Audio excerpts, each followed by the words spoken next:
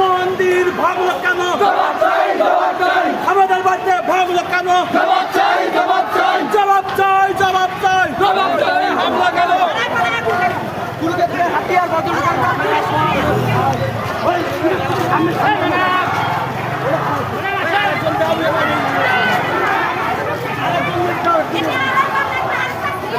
তো আমরা এই মুহূর্তে আছি নীলফামারী চৌরঙ্গিতে। তো এইখানে সনাতন ধর্ম রক্ষার জন্য বিশাল একটা বিক্ষোভ মিছিল। তো আমাদের বাংলাদেশের যারা যারা সনাতন ধর্মী আছো, লাইভটা সরাসরি শেয়ার করুন।